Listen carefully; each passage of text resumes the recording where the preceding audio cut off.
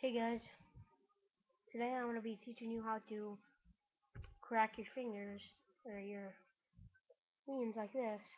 The easiest way is just to pull, but my way, it kind of gets more cracks in it. I'm sure a lot of other people do this too.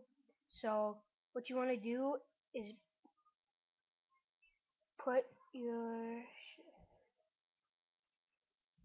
hand, see my middle finger, you want to do it like that, and then you want to push.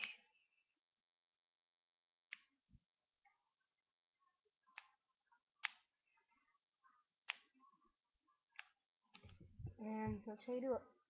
Bye.